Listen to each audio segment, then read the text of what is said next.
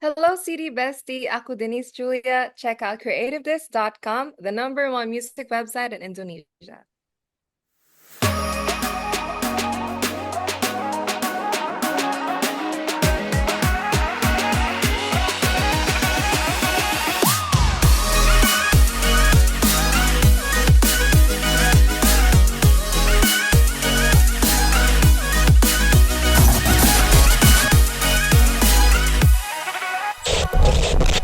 Hello, CD Bestie. Welcome back to Creative Disc exclusive interview with me, Luthfi. And right now we have a special guest coming from Philippines, but don't expect to be a Philippine singer like usual because she got a smooth and silky R&B voice in her arms. Like the slow jams of the 90s and 2000s R&B, the sexy mood, to the pleasures mood of the R&B. And she got her new EP coming out. It's called new album coming out. It's called Sweet Nothing Chapter 2. So please welcome, this is Denise Julia, or called a DJ. DJ, hi everyone. Hi, how are you? I'm doing great. Thank you for having me. Yeah, and thank you for having me too. So first thing first, what activities that you are doing lately? Lately, like hobbies? Hobbies, it can be anything. I've been recently into gym. Me too. Really? Yes. Getting back to the gym, gearing up for some future activities that I need my body to be set right. So yeah. So what's your favorite workout on the gym? Ooh, I really like lower body days because I like building my muscles for when I'm dancing. I see. What's if it can be specifically what kind of like workout that you really like on the lower body? Is it lunges or anything? Ooh, I like Bulgarian splits. Oh wow, Yes. It's it's like it. intense, but you see the results really fast. I should try. I should try the Bulgarian split. It's very hard, isn't it? Yes, it's very hard, but once you get it right, it's like you just need a few of that, and I feel like you do a whole workout already. Okay, let me try after this interview. Okay, so we're gonna talking about your new project. It is called EP or album, the proper way. It's an EP. Yes. Okay, it's an EP. It's called Sweet Nothing Chapter 2. Why Chapter 2?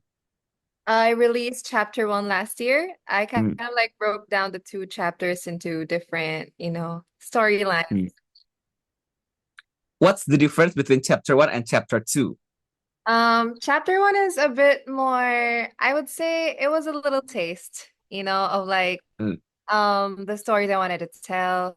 It's a little lighter, if I'm like gonna describe it. Like chapter two is it's way more honest. Sometimes I feel like the song is like directly mm. um like a one-on-one with the person that I wrote it about. Like if they heard it, they would probably know that it's about them. So yes. It's a bit more spicy and more honest. And I was like way more free and kind of like reckless with the way I wrote the song. Yeah. But I think like Chapter 1 is like more more sad, more mellow, and Chapter 2 you feel like more power, in my opinion. I think. Yes. I think the style of singing too. It matured a little bit. I Mm, kind of experimented with like different styles, different mm. even like production wise. The songs in chapter two a bit more like we took it up a notch. That's why I think like this EP like feels more vibrant and colorful. I think because you took it up like a notch. Mhm. Yes. Okay, so first thing first, this is very interesting for me. Uh because I think like on the Sweet Nothing chapter 2, you mix a lot of different music rather on your chapter 1. I think it's like I said, like it's more colorful and vibrant. But in your opinion, what's the special track that holds in your heart on this Sweet Nothing chapter 2? What's the most personal track on this EP and why? Huh. Tough question. I think it would be Boy It's Just Attraction. Yeah, that track. Um, it's very I wrote it right after a breakup.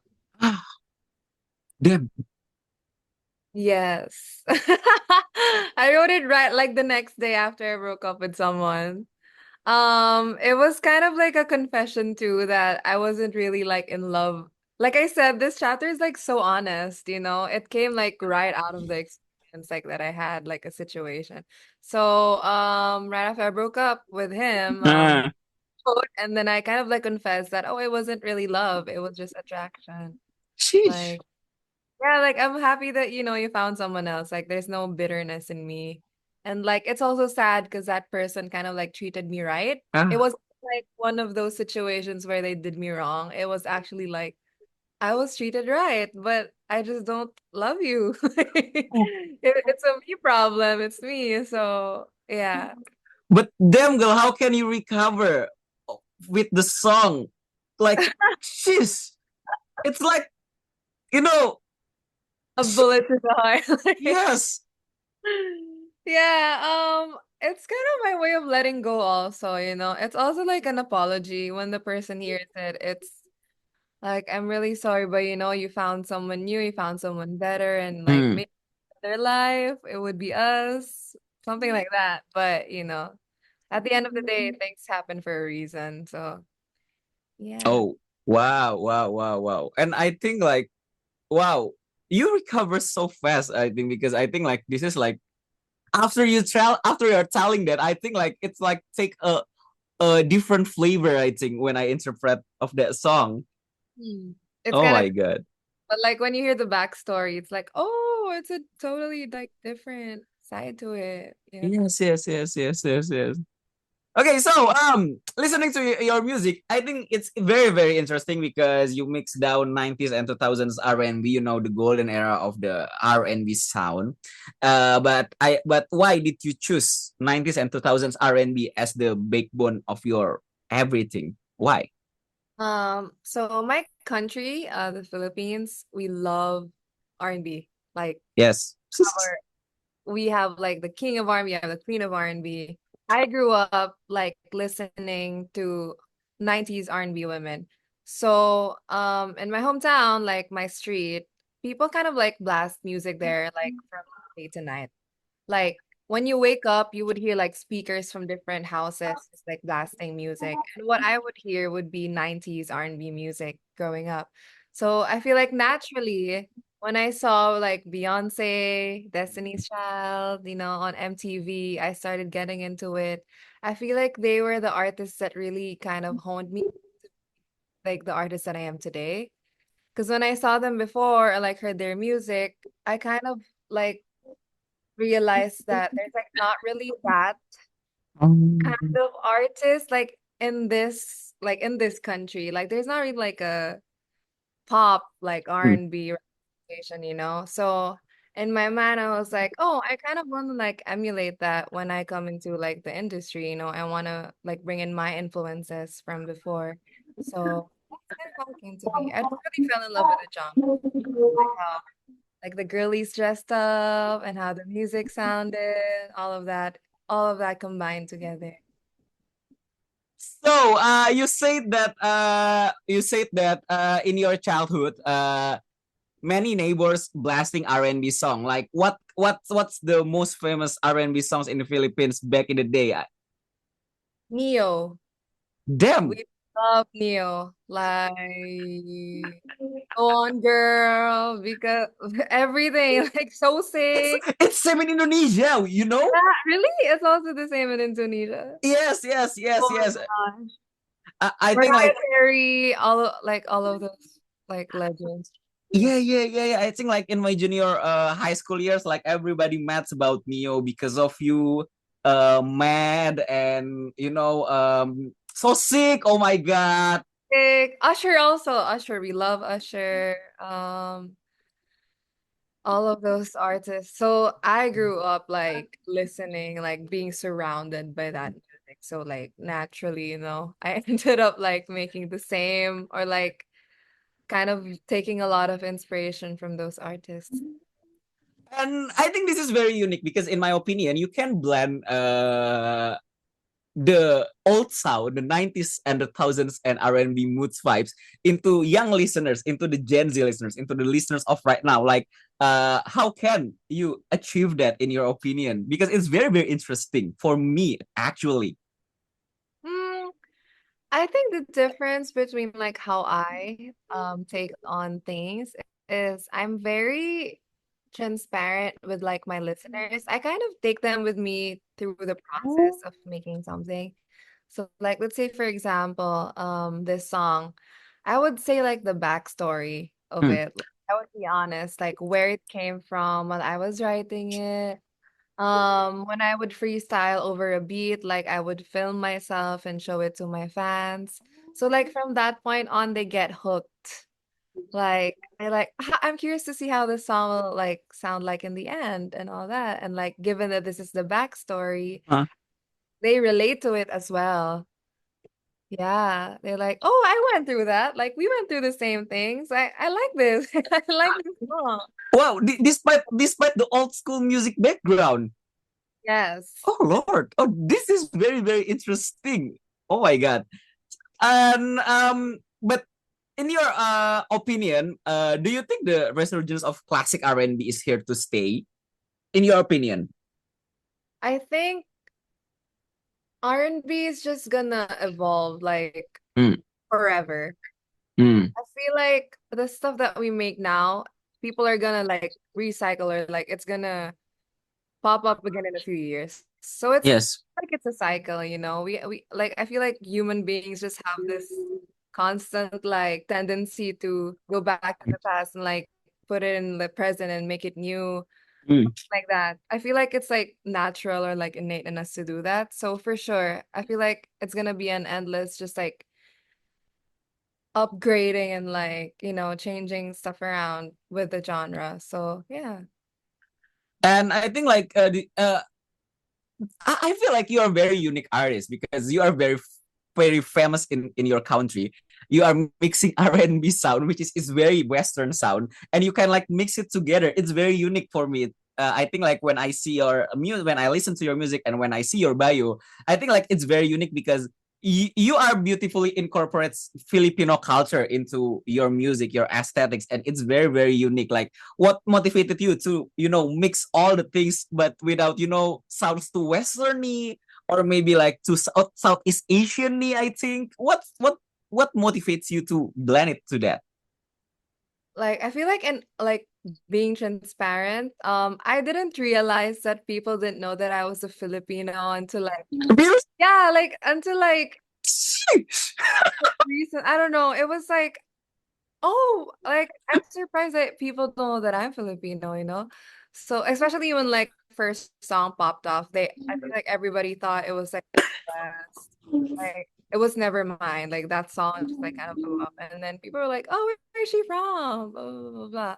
So then I made it a point that like moving forward, I want people to know that I'm Filipino and I'm proud to be Filipino. You're gonna see it in my aesthetic. Everything, the way I move, even though my song caters to like a bigger kind of like population, like a demographic, because it's like in English, a lot of people can like understand it more, it can reach more places. I want it to be like when they look at me or when they see me, they know that that's a Filipino right there. So, yeah. uh what's the most Filipino things that can be heard on your music and aesthetics too? People didn't know Filipino is, yeah, including me lah. Hmm.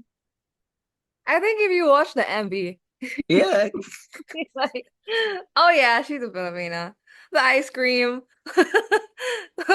The ice cream stand. Yeah, that's a Filipino. Also, just like the emotion. I feel like all Filipinos are just very emotional. It's same from it's Mhm. like from Indonesian too, you know? Hey, we're sisters and brothers. Actually, Yes, yes. It's like a very Southeast Asian yeah, things, I think. Southeast Asian things.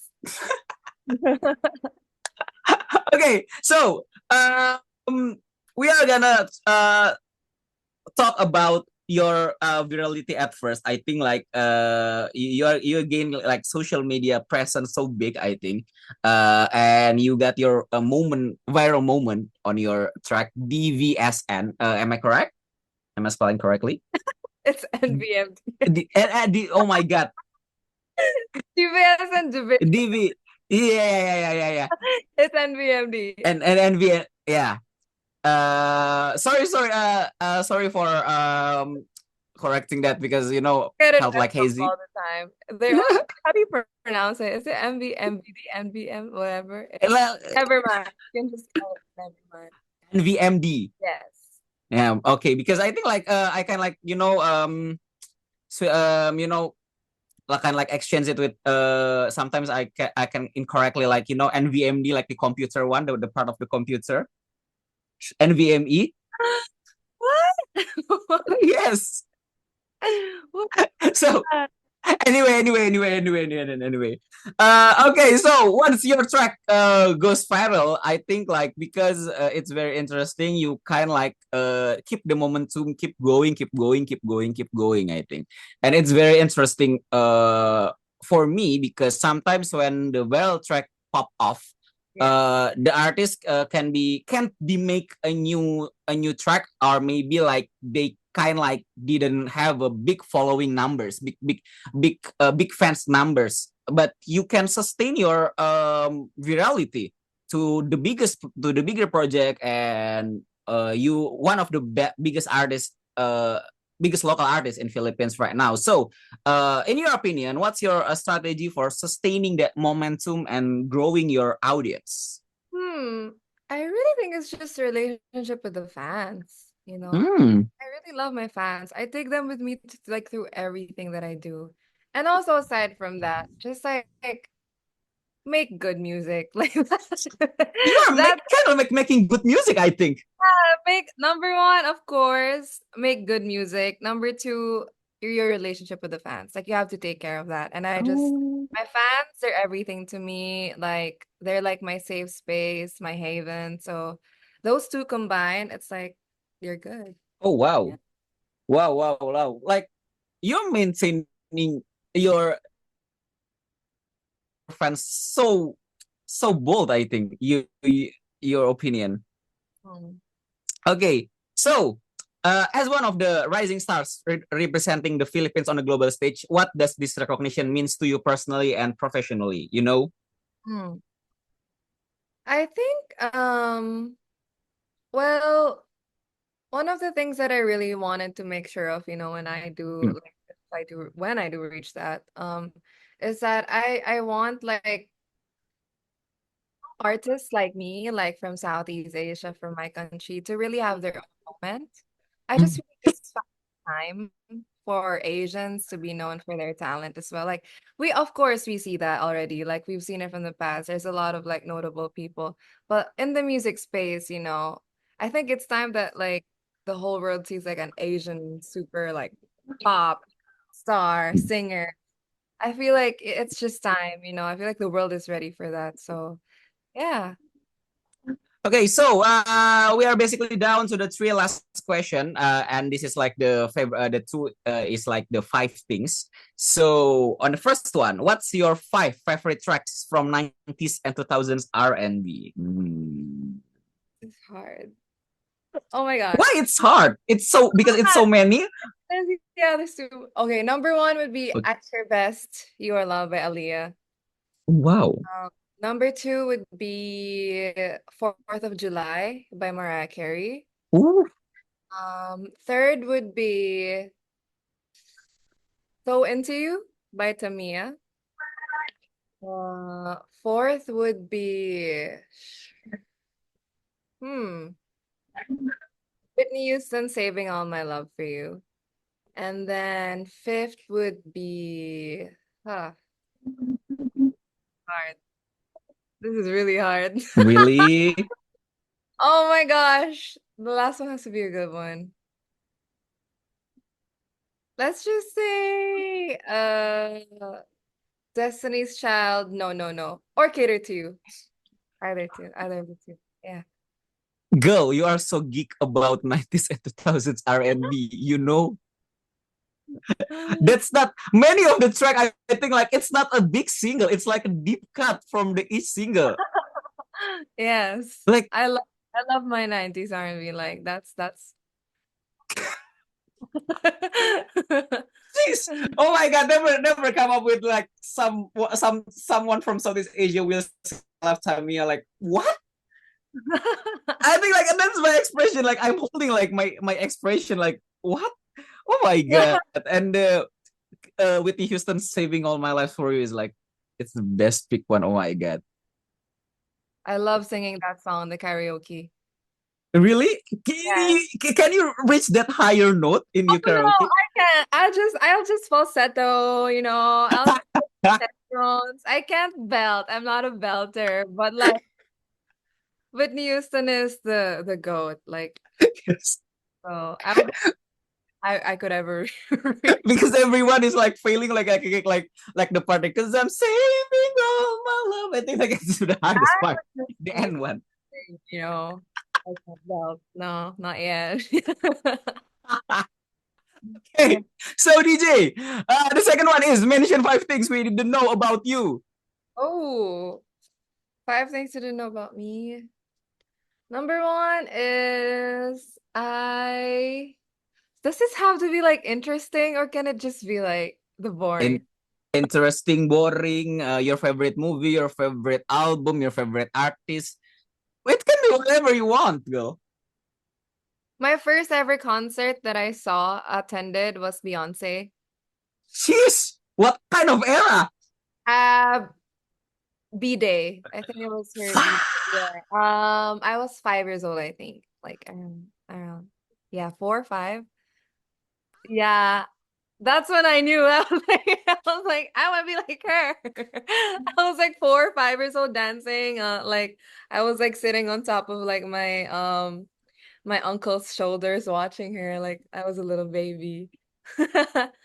So Sheesh. yeah. Oh my god. Oh my god, what kind of like memorable song that you still remember on that birthday concert? Ooh, ooh. Crazy in Naughty, Love? naughty girl. Oh wow. That one. I would dance that like in the bedroom by myself. I was so young. So yeah, that was the first. I think that would be the first fun fact. Second would be I love pigs. Huh? Like, Oh, I have a whole collection of like pigs in my house. Like I have a gazillion of pig stuffed toys. I don't know if that's a fun fact, but like maybe it is. it's a fun fact. It's a fun fact. Love pigs. So what? There would be I cannot eat sour Oh food. wow. There's this one dish here in the Philippines called Mm. sinigang. Like my Filipino fans would hate me, but I cannot eat sinigang. Like, it's so sour. I can't eat. Mm. Um, Fourth would probably be uh not very known fact, but like maybe music side. I do everything related to music. So I can produce, I can write, I can arrange my vocals. I do vocal layering. Yeah, all of that in one. So sometimes I'd be in the studio and I'll be like, scoot over, like let me do it like myself. So I'm kind of like a bit of a control freak, like in that sense, very perfectionist. Um, and then fifth would be I used to act. Oh. Yeah, stage actress. So yeah, before singing, I was a stage actress. So yeah, fun facts. Yay. So Oh random. my. They're all different like aspects of my life. Oh wow, wow, wow. Wow, I think like you are the true geek of the 90s R&B. Wow, 90s and 2000s R&B. Never expecting to the answer will be like this, I think, because you are very, very, knows your stuff.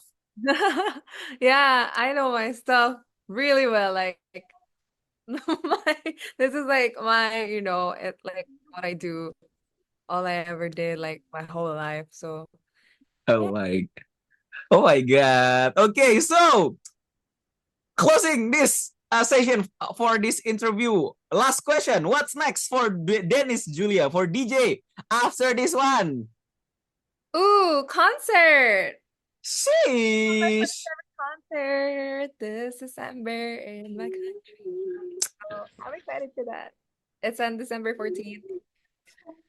That's why Nervous, you go. excited, everything, preparing for it. So yeah.